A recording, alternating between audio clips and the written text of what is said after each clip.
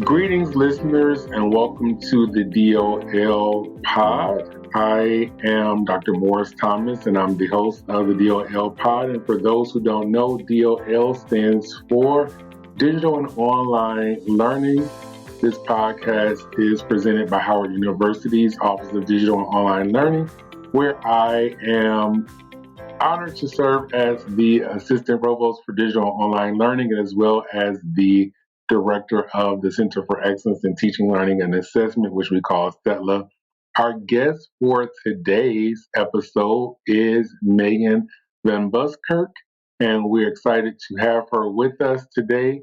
Megan actually has served in a number of capacities in this work, recently being a Director of Quality Assurance at a university around online learning, and is a doctoral student at Johns Hopkins University. Tell us more about yourself. Yeah, so as you mentioned, I've been recently working in the spaces of quality assurance within higher education online. I'm a digital education leader with 17 years of experience working in instructional design and faculty development. And I'm also a Quality Matters research colleague and IDA board member. It's really kind of an interesting journey in terms of how I've gotten here. Before I got into the field and earned those degrees, I actually started out as a textbook privileged poor learner. So basically, I came from a low socioeconomic background. My parents sent me and my sibling to a school district a county over with a more prestigious school system. And I felt a lot of inequities in my public education compared to my wealthier peers. It caused me to drop out, get my GED. And then I was really inspired when I was getting my associate's degree. My car was breaking down. I didn't know how I was going to finish my second semester of college. And then I found out about this world of online learning. And I feel like it really kind of saved my future and kind of put my trajectory on course. I started doing some graphic design training development work before it was called instructional design. And I found that I had a great skill set for this. And these projects really inspired me to move forward to help students with providing access and leveling the playing field. So I really like to tell that story of going from a GED to being a doctoral student at Johns Hopkins, because I think it really supports this idea that online learning can really provide access and equity in a really large scale. And so these experiences have allowed me to hear a lot of stories along the way and piece together a lot of systems, identify a lot of gaps, which has inspired my recent work in advocacy and quality and social impact. That is absolutely outstanding. From GED to a doctoral student at the Johns Hopkins University, and also just an amazing contributor and practitioner in this area of online learning. Megan, thank you for sharing that and being so open and candid about your trajectory. I just must just highlight before I ask you what's top of mind for you. I just must highlight for all of the skeptics and naysayers about what digital and online learning brings. I mean, you just heard it for yourself, a real live first-hand uh, case scenario, case study of a person who's benefited, whose life would likely been much different without this opportunity. So just thank you for sharing that again.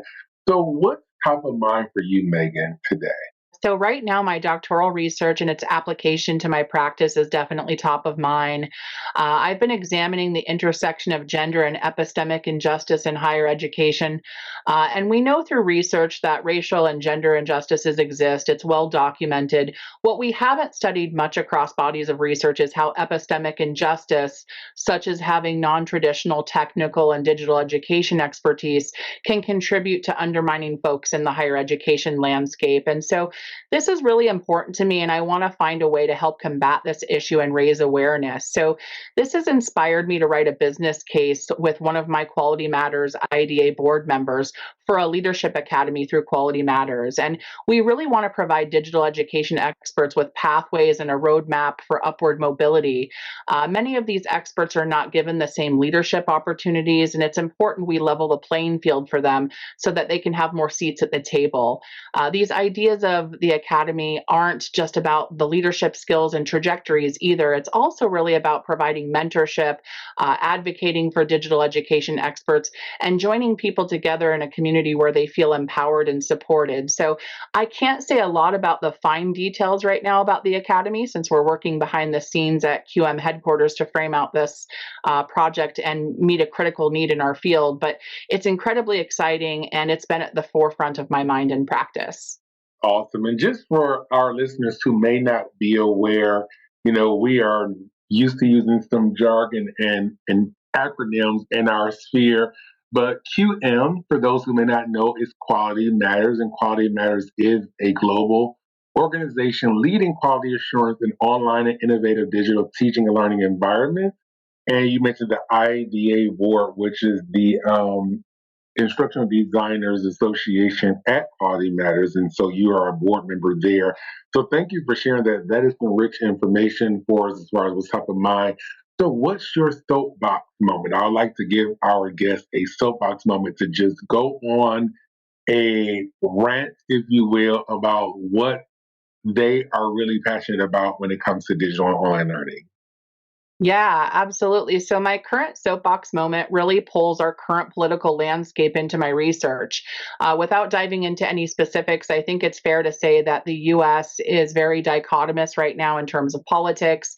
I think we're seeing a lot of extremes in these politics rather than finding some central forms of unity. And it's creating a lot of concern and a lack of transparency. So, I've really been looking at things from a social ecology theory perspective. The time that we're living now is shaping these policies that are going to have a really big impact on our nation, our industries, our communities, our families, and ourselves. And I've seen a lot of behind the scenes chatter of DEI being cut from higher education. And I know that that's the wrong move from a quality perspective and also from a human perspective. Universities are scrambling to change the wording of their programs, the research projects that they support. And we see that people are losing their jobs in these important DEI fields. So for those of us who are advocating for learners and colleagues at the margins, this is a difficult pill to swallow. And when we aren't entirely sure where the government is going to land on some of these policies and how our educational institutions will react to them, I think it's so important that we hone in on those inner layers of our everyday sociology, our communities, our coworkers, our families, and ensuring that those are still equitable and inclusive spaces. So let me give an example of what that might look like. In some recent conversations that I've had, a lot of digital education leaders and staff have been venting about the burnout that can occur a couple of weeks before course launch when faculty or administrators have a lot of course design changes that they want to make. And this can feel incredibly overwhelming for those who manage learning management systems or who are responsible for companion technologies, curricular alignment, and user experience design. And the response to this is the response to this all too common concern is actually often a joke. I've heard things such as, yes, I understand this happens every day and it will never change, or yes, we are forever trauma bonded by trying to meet the demands of our faculty and deans right before course launch. And these comments might seem innocent and lighthearted to provide levity, but if you actually break down the subtext, you can see epistemic injustice at play. Digital education experts are often undermined by their traditional education counterparts in higher education, and they're expected to accommodate at all costs. And they shouldn't have PTSD, real or imagined, from trying to ensure students have a good online course experience. So instead of continuing to rally together and laugh about this clear power dynamic, I think it's important to draw awareness to this. Instead, maybe we can say things like, I know that these comments are intended to provide levity, but they really illustrate an ongoing issue and an imbalance of power what can our next step be to fix this issue? And when we do things like this, we don't have to put on these fluorescent social justice warrior hats. We don't have to say that this is epistemic injustice or we're being othered. Just explaining that there's an imbalance of power or a common issue that we need to solve together is enough. And for some institutions, we need to be very careful how we shine light on this issue because of the political landscape. Paulo Freire suggests in his foundational work that it's the responsibility of the oppressed to educate their oppressors. And I know that some might see this as victim blaming. Why should someone who's oppressed be responsible for change? But we have to remember that those who are being othered are further from humanity because of the way they're treated, not because of them themselves doing discriminatory acts. Thus, we have to gently illuminate these power dynamics for critical consciousness to occur. So, when I'm on my soapbox about all of these things related to our current political landscape and the research that I'm doing, I would just ask those at the margins in online education to be gentle and brave in addressing any power imbalances that you're regularly observing. I love that you brought in Paulo Freire, who has definitely been an educator and philosopher and has written and penned that very famous text, The Pedagogy of the Oppressed. And it's interesting that you draw these parallels and highlight these parallels between education and oppression and social justice. And I think that these are great things for us to grapple with and think about, particularly in today's political landscape. So thank you for raising that. So you've had your soapbox moment. I want to switch gears a little bit and ask, what would be your favorite student or learner? So, my favorite student moment that comes to mind right now is also related to equity and inclusivity, actually. 6 years ago, I remember having a really bright online learner call me and tell me that she was really struggling with her mental health because of a physics course that she was taking. And we talked for a while, and I let her tell me about her concerns. I'd finally found out that the learner was really stressed out because her quizzes and Canvas were timed. So, having the timer go off in the corner of her screen caused her mind to draw a blank, and she couldn't perform her work correctly or on time. And that really resonated with me from taking my GRE exams in the past. So I told her about that, and she opened up a little bit more. And she told me that she had a history of anxiety. So as I listened to the student talk through her past experiences and how she had worked on her mental health with therapy and medication and lifestyle changes, I was able to connect with her and build trust. And throughout this dialogue, I let her know that because she had such a well-documented case of anxiety, she might be able to talk to our Office of Disabilities and Accommodations to help her out. And she was under the impression that since she was not actually legally declared disabled, that she wouldn't qualify for an accommodation. So the next day, we found out that due to her documented condition, we were able to remove the time limits on her quizzes. And when I spoke to her instructor, the TAs, and the dean of undergraduate colleges, they were so moved that they decided to remove all time limits on their quizzes in Canvas. And it made me feel so good to actively help this learner, not just by listening to her and validating her, but by making a concrete difference in her experience. And so days later, I got these beautiful flowers on my desk at work. I thought my husband must have sent them, but it was actually from this student. And she had such a nice note about how I'd changed her life for the better. And she'd never had somebody in the education field working so hard to make a difference in her life. And so I look back on this story a lot because it reflects the dedication I have to serving online learners, but it also demonstrates how kindness, flexibility, and inclusiveness can really make a huge difference for our learners. Absolutely. Thank you for sharing that story that really highlights the importance of the learner's experience and our learners from their varied and diverse backgrounds and how we can provide different things to really address and accommodate them. So thank you for sharing that very powerful moment. Um, I'm curious now to know, what is your digital and or online learning tip that you're going to share with our listeners? Think a good tip in this field, or really many others, is to remember that to be an excellent digital education leader, online instructor, instructional designer, technologist, we need to commit to lifelong learning. Our work is never complete. Quality assurance is not a finite scale. We aren't climbing a large mountain one time and then the whole thing is over. There's really no perfect formula for online learning. We definitely have industry standard best practices and research-based rubrics from organizations like Quality Matters that are going to support us, but the field evolves every day, and these research-based rubrics evolve as well. And so change in the workplace can feel difficult because it's so dynamic. Sometimes we want the moving target to stop. I've been there.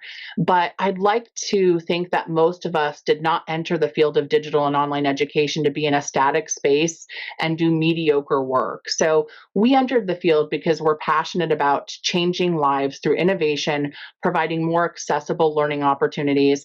And I'm not just talking about accessible learning in terms of universal design for learning. I'm talking about general access to new programs and institutions, those things getting put online so that we can reach our international friends or our blue collar friends who really don't have the bandwidth or the finances to otherwise learn in a formal or informal capacity. So it's up to us to remember to be innovative, dynamic, and evolutionary so that we can continuously commit to this field no matter how it's shaped by the world around it. That is definitely great information for us to have as a tip in this field, regardless of where you come into the field. As a learner and instructor, instructional designer, etc. So thank you for sharing that. And lastly, you've shared so many great gems with us today, Megan. But our last question is, I'm curious to know, what is your personal proudest digital and or online learning accomplishment? Yeah, my proudest accomplishment in the field isn't one specific moment, but a collection of moments. It would be when I'm able to share objective stories with others about digital education and they kind of have that aha moment. So, in reality, this has looked like many different things. It's been convincing a provost that his model of online education is actually a very dated method of correspondence and broadcast distance education, not something novel and innovative.